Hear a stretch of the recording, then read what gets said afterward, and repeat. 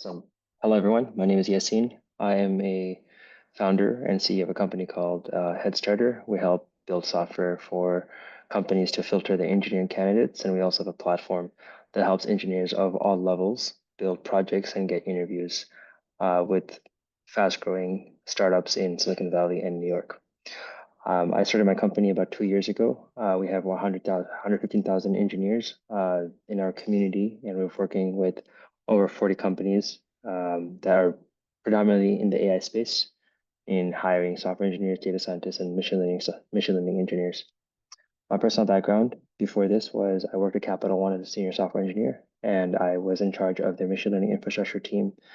I was responsible for cloud costs. So I worked on the team that handled chatbots. We had 1 billion monthly impressions. And my work there, I found a way to reduce our costs by finding very granular details.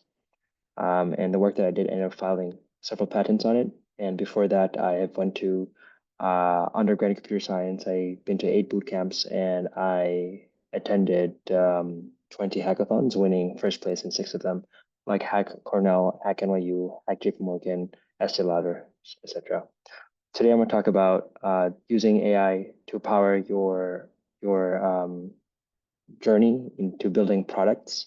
I'll discuss vibe coding versus actual coding. I'll talk about AI engineering, and I'll discuss what the future of programming looks like in a world of AGI, ASI, and some other problems that might come.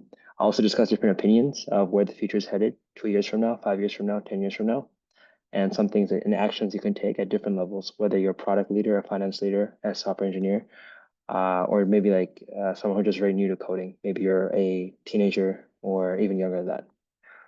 So to begin, I'll probably discuss that to,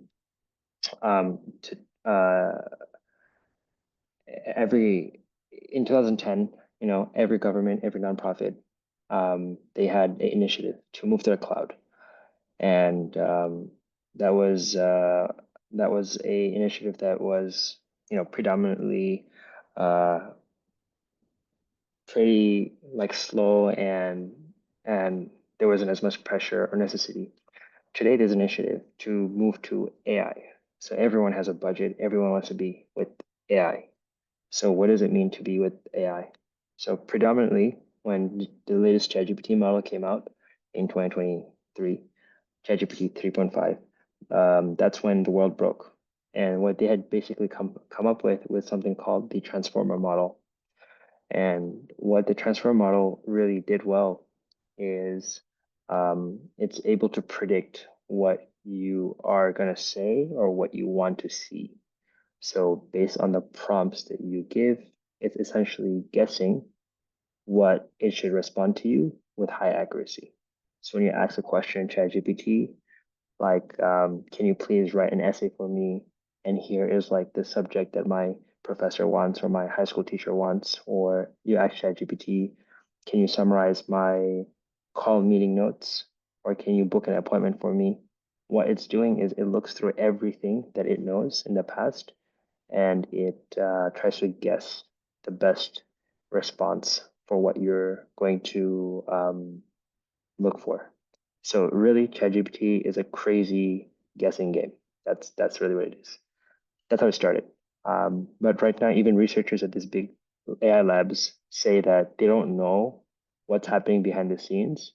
They think that it's beyond logic. It's not just purely math and trying to guess what the next token is, but more so there might be some things behind the scenes that they can't describe. Now, whether that's true or not, or whether they're saying that for marketing, we don't know. But another kind of opinion on this is the CEO of Google. He says that these models have plateaued. There's only a level of accuracy that they can hit. So if you look at popular benchmarks, 45% of all work that's done by coding agents or ChatGPT or trying to automate different human work is accurate only 45% of the time. So think about booking a flight, think about working with a nurse, or like picking a call up instead of in the front desk of a healthcare clinic. Think about you trying to automate some coding task. It'll only be correct about 45% of the time, which means 55% of the time it'll be inaccurate. It's also known as a term called hallucination. So hallucination is basically when ChatGPT thinks it's right, but it's actually wrong.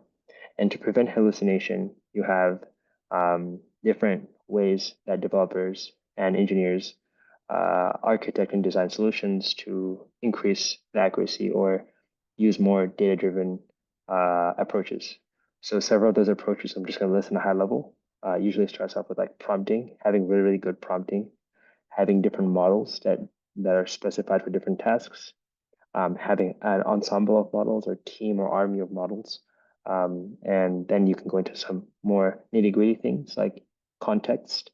So ChatGPT, for example, or yeah, ChatGPT can only at this moment, I think, take 128,000 tokens of context at one given point. So if you have a 10,000 page PDF, you have a lot more data. You can store that data into a database called embeddings, and you can group your data into a certain way, which makes it easy for it to retrieve based on the questions that a user would ask.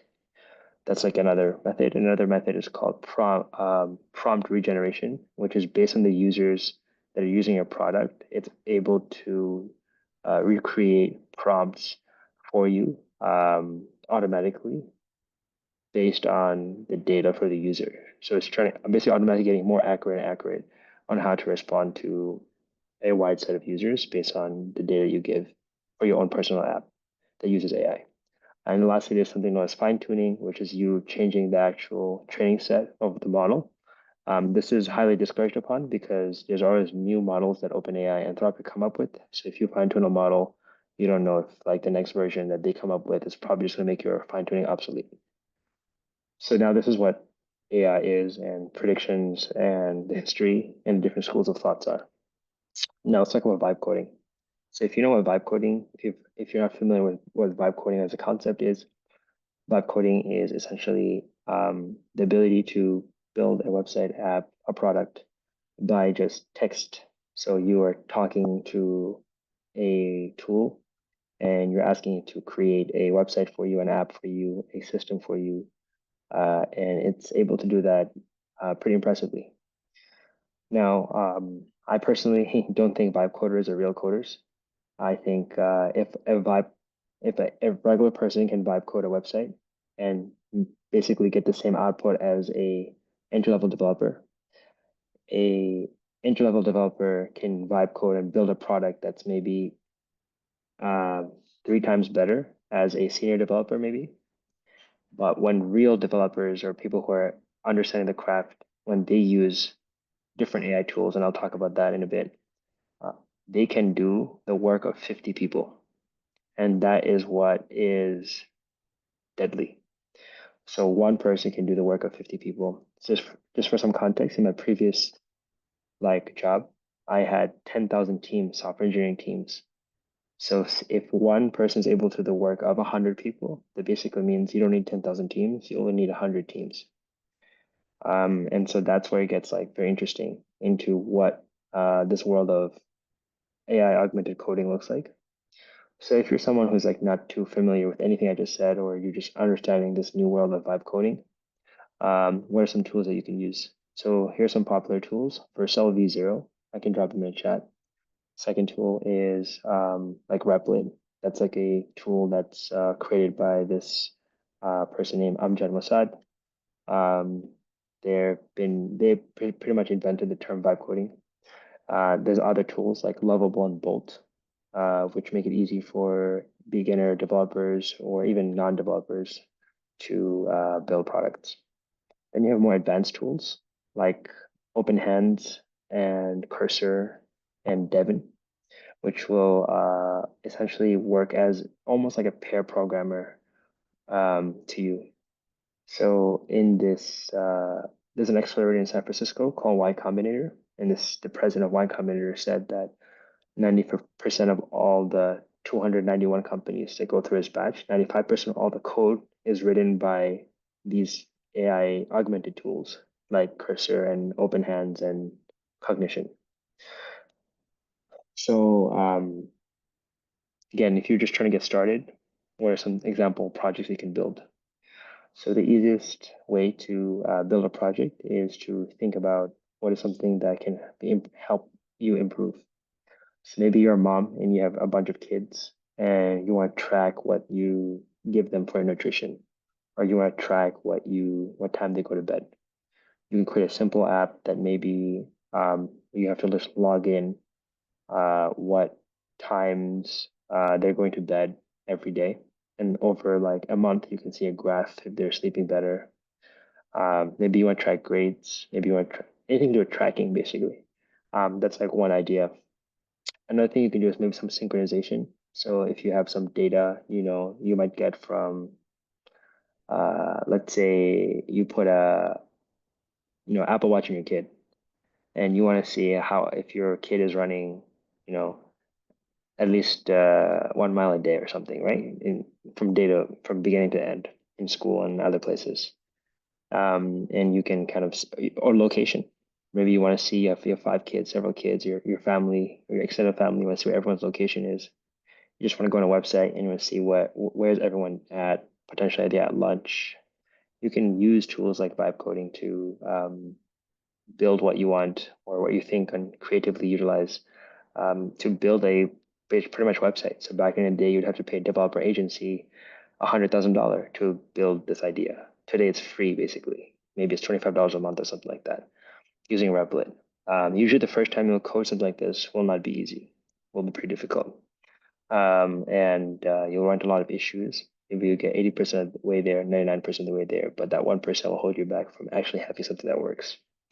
And it'll be up to you to figure it out to continue tinkering with it and not kind of figure and build it out.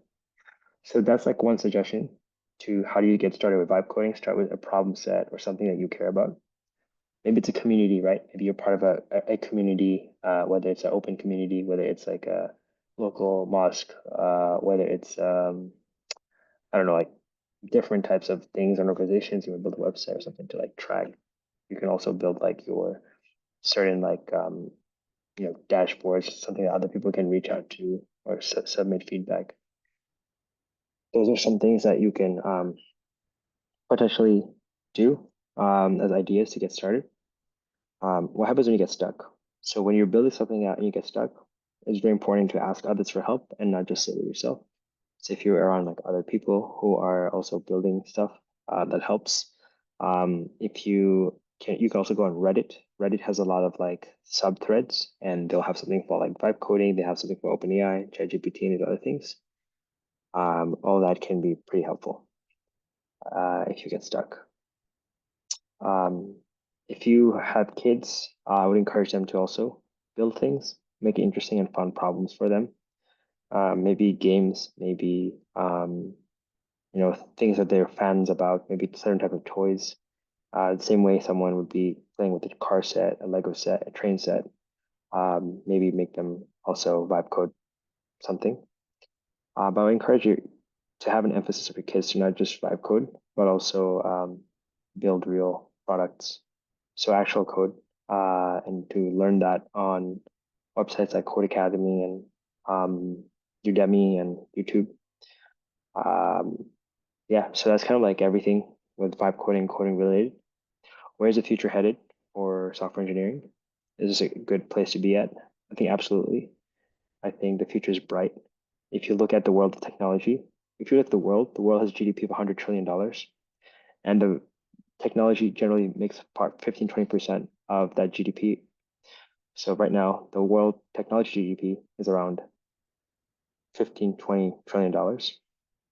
And at the level of knowledge workers, the people who are the highest paid in society today, generally are like, typical stereotypes, which is like a doctor, an engineer, a lawyer. And these people, AI is not able to replace their jobs today fully. So they have AI co-pilots that can help augment their day-to-day jobs. But the next level of like knowledge hierarchy, maybe paralegal, maybe a nurse, maybe the assistant in a medical desk, AI is able to replace some bit of their workflow. So AI is not fully able to replace what they're doing, but some bit of the workflow. Now, in the future, we can assume that AI is going to replace all job functions or certain parts of all job functions. But I think people are going to still want to do more. So in the world of software engineering and coding, people are still going to want to do more. It's going to be more necessary to, increase productivity and get more ideas out the door. So software engineering as a field will still be relevant, and what they do as a field might change from what they do today. So maybe instead of you hard coding today, maybe it'll be like 15 different AI models, and you have to talk to them and communicate with them what your intent is and know the nuances and depth of certain um, languages or frameworks or technologies so that if AI gets something wrong, you are expert enough to course correct it. Um, that's why I think the future is going to look like 2 years from now and even 10 years from now in the world where AI has fully replaced a developer. Like we've hit AGI. I think then AI would also be doing other things like running for president or making bets on the market. And I think that's a more scarcer problem than thinking where's software engineering headed. So that's kind of like my kind of general gist. So I'll take some questions if anyone has, and see here, okay, just feedback. Yeah, so that's kind of like everything I wanted to share regarding like vibe coding, regular coding, um, and feature coding.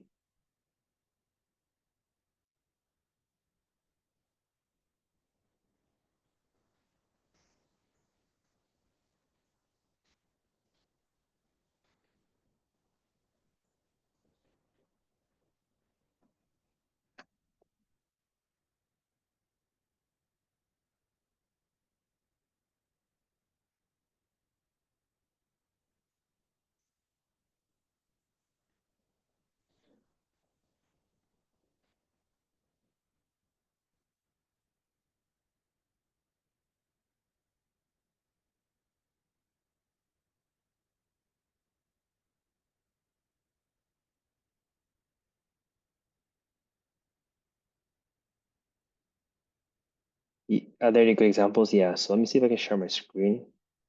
Then I can share some examples. So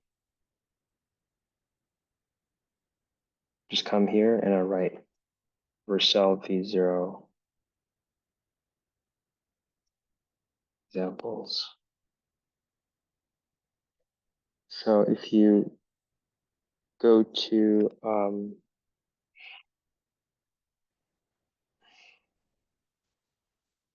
V0, these are all examples of different vibe coded apps. So we can take a look at, for example, this one. It's asking me to sign in. So let me go here.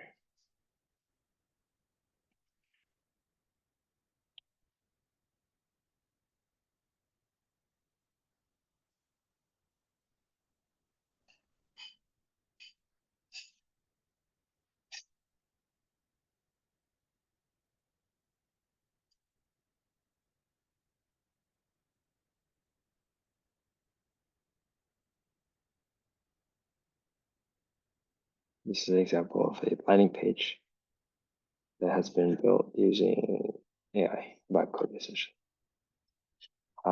Here's an example of a dashboard.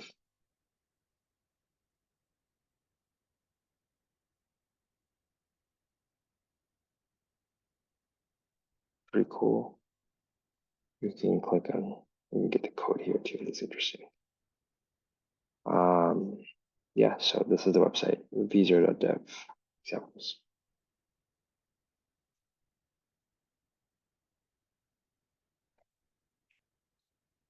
So for Replit, you might need to connect to a database like Supervis. If you want to have like NoSQL or SQL workloads. I don't know how well Vercel works with like a Replit works with AWS, but to use more sophisticated backend tools like AWS, there is a website called Lovable, but I think Lovable is still predominantly front end, so it's not like full. And they say Superbase integration. This is good, but I still think it's like pretty beginner level. That's when you would use a tool like Cursor, and the Cursor code editor would be like your main bet from there to help you with backend stuff. Do I recommend tutorials? Yeah, let's see. Tutorials for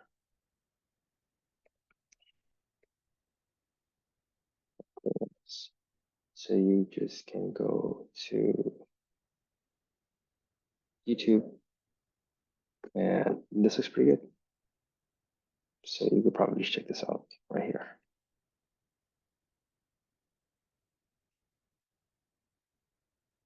I don't think I'm able to share with you the links, but you can see the Google search I made, which is tutorials about coding, and then complete about coding tutorial.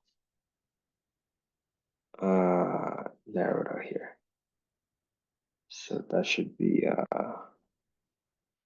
good. Okay.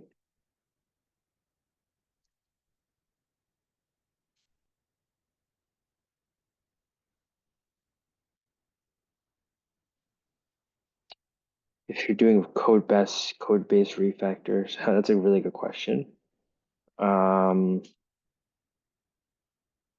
mm, so generally for code-based refactor, you might want different types of models. So there's a company that does this really well, actually. It's Factory, I think. Factory Coding.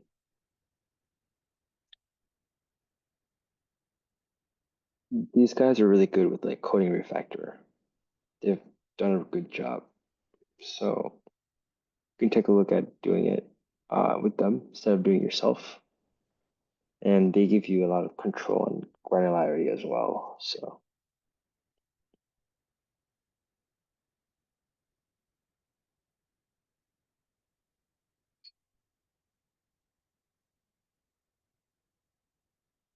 awesome. I just want to share that I am going to head out in about 2 minutes, so I'll not be staying for the full 2 hours. So if you have any questions, you feel free to like reach out to me on LinkedIn. I am pretty active on LinkedIn. I share often my thoughts, and you could follow me or reach out to me there.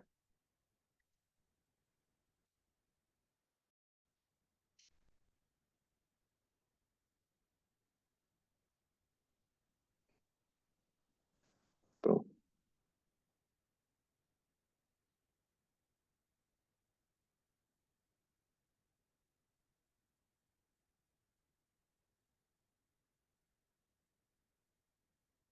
Awesome. All right, with that being said, thank you so much for being able to make it here. Appreciate everyone taking the time, and have a good rest of your day.